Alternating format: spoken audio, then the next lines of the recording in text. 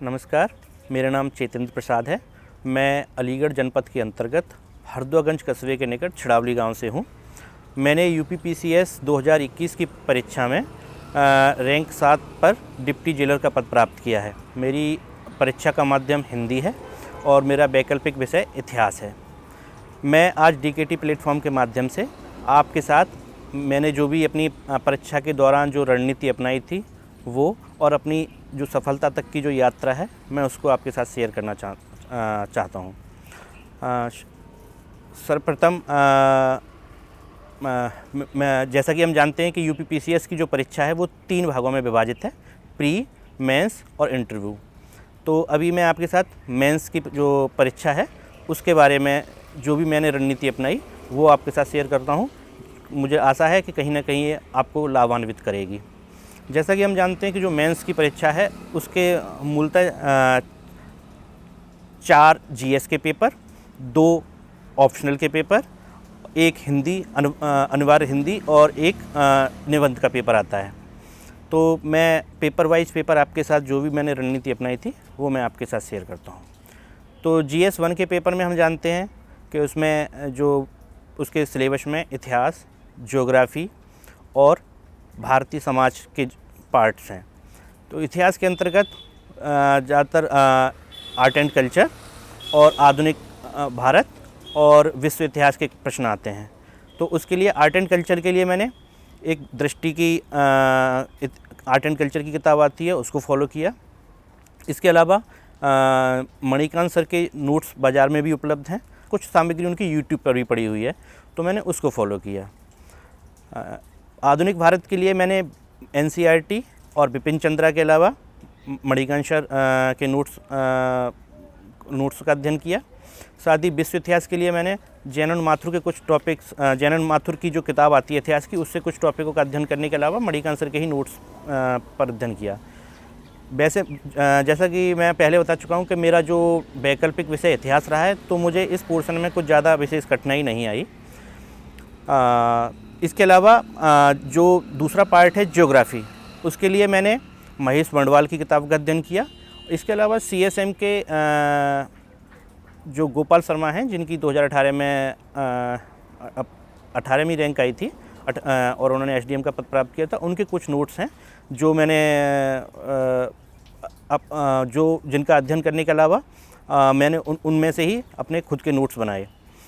Geography में सबसे महत्वपूर्ण चीज़ रहती है कि आप आंसर राइटिंग के साथ जो भी डायग्राम हैं और मैपिंग है उनको विशेष रूप से डालें तो वो काफ़ी महत्वपूर्ण हो जाती है और नंबर भी आपको अच्छे से दिलाती है। तीसरा पार्ट भारतीय समाज का है। तो भारतीय समाज के लिए जो एनसीईआरटी की किताब आती है भारतीय समाज की और सामाजिक परिवर्तन और निरंतरता की, उसको आप अगर अच्छे से पढ़ते हैं तो मुझे लगता है कि आपको कोई विशेष कठिनाई नहीं आएगी। इसके अलावा बाज़ार में एक राम आहूजा हैं, उनकी भी किताब है जिसका भी आप विशेष रूप से अध्ययन कर सकते हैं। जीएस 2 जिसमें विशेष रूप से पॉलिटी, गवर्नेंस और सोशल प्रॉब्लम्स और आईआर से संबंधित प्रश्न आते हैं। तो उसके लिए पॉलिटी के लिए मैंने लक्ष्मीकांत का कई बार अध्ययन किया, कई बार रिवीजन किया। और गवर्नेंस के लिए विजन के नोट्स आते हैं बाज़ार में, मैंने उनका अध्ययन किया और अपने स्वयं के भी नोट्स बनाए। विजन के लिए गवर्नेंस के लिए विजन का ही 365 की नाम से भी एक किताब आती है, आप उसका भी अध्ययन कर सकते हैं। वो उसमें कुछ करंट के मुद्दे भी समाहित होते हैं। इसके अलावा जो सोशल प्रॉब्लम्स है उसके लिए विजन 365 के नोट्स मैंने पढ़े और इसके अलावा जो सीएसएम के कुछ नोट्स थे उनका भी मैंने अध्ययन किया।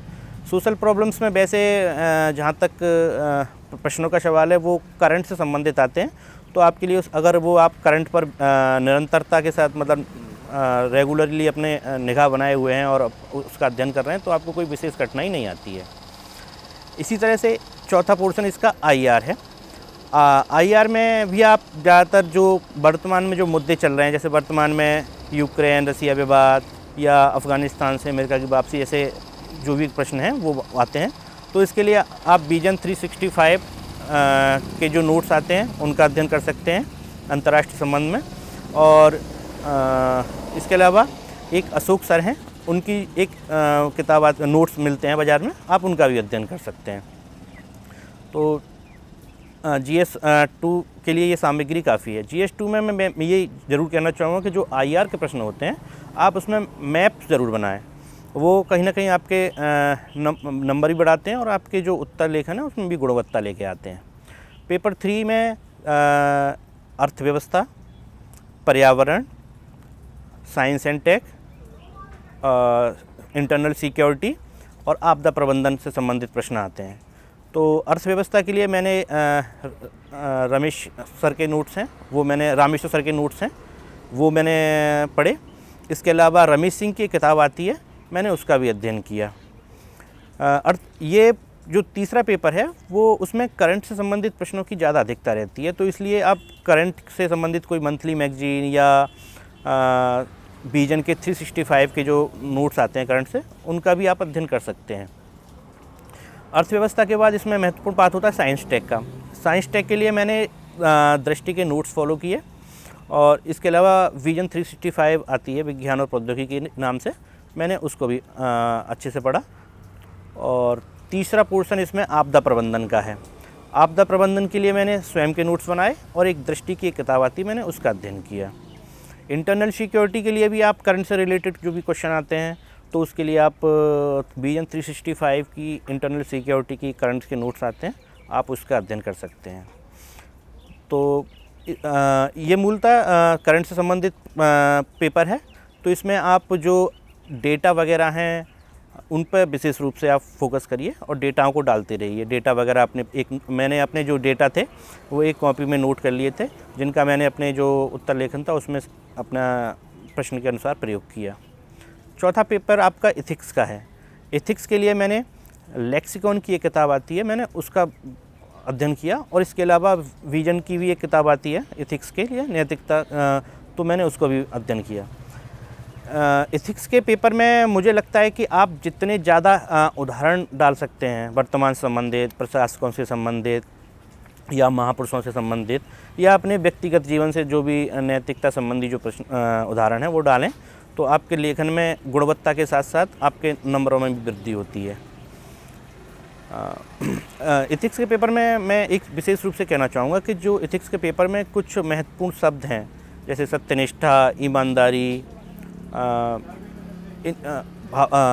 भावात्मक बुद्धिमत्ता, इनका थोड़ा सा डेफिनेशन याद कर लें और प्रश्न में जैसे भी ये प्रश्न के अनुसार इसको डालते जाएं, तो लेखन में गुणवत्ता भी आती है और उत्तर लेखन भी आपका सहज हो जाता है। मेंस के पेपर में सबसे महत्वपूर्ण होता है उत्तर लेखन, क्योंकि जो परीक्षक होता है वो आपको व्यक्तिगत रूप से नहीं जानता है। आपकी जो उत्तर लेखन शैली है वही उसके सामने प्रस्तुत होती है, उसी के अनुसार वो आपको नंबर प्रदान करता है।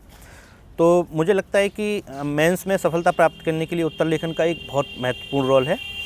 इसके लिए मैंने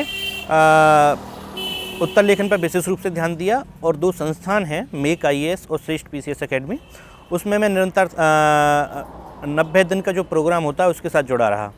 इसमें मैंने निरंतर उत्तर लेखन पर ध्यान दिया और अपने जो भी उनसे मार्गदर्शन या निर्देशन मिला उसके अनुसार उसमें गुणवत्ता का समावेश करता चला गया। इस दौरान मैंने लगभग दोनों अगर अकेडमी को मिला लिया जाए तो लगभग 150 से 200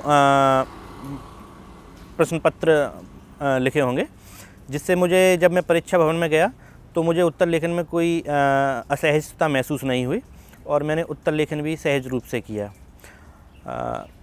उत्तर लेखन के दौरान आप अपना डेटा, मैप, डायग्राम, इन सब को उसमें डालते चले जाएं और जहाँ तक है उसकी एक शॉर्ट नोट्स भी बना लें। मैंने जो उत्तर लेखन में जो भी डेटा वगैरह मुझे मिलते थे, जहाँ से भी मिले पेपर से, तो मैंने उनको अपना एक शॉर्ट नोट कॉपी बना रखी थी, उसमें डालता चला गया और उनके सिनॉप्सिस भी बनाता चला गया। इसी तरह से इसका एक महत्वपूर्ण भाग है निबंध। निबंध की वैसे तैयारी तो जो सामान्य अध्ययन और आप वैकल्पिक विषय की तैयारी करते हैं उसी के साथ हो जाती है, लेकिन इसके बाद भी निबंध में आप डेटा, कोटेशन और जो महत्वपूर्ण महापुरुष हैं उनके जो भी कथन हैं उनको डालते चले जाएं, तो निबंध का जो स्वरूप है वो काफ़ी उत्कृष्ट हो जाता है। निबंध में जैसा कि हम जानते हैं कि यूपीपीसीएस में 3 निबंध लिखे जाते हैं, जिनकी जो शब्द सीमा लगभग 600 से लेके 800 शब्दों तक की होती है। तो उसमें ज़्यादा कोई विशेष कठिनाई नहीं आती है, बस आप उसमें गुणवत्ता का और भूमिका और इंट्रो का विशेष रूप से ध्यान रखें तो निबंध भी ठीक ठाक हो जाता है आपका।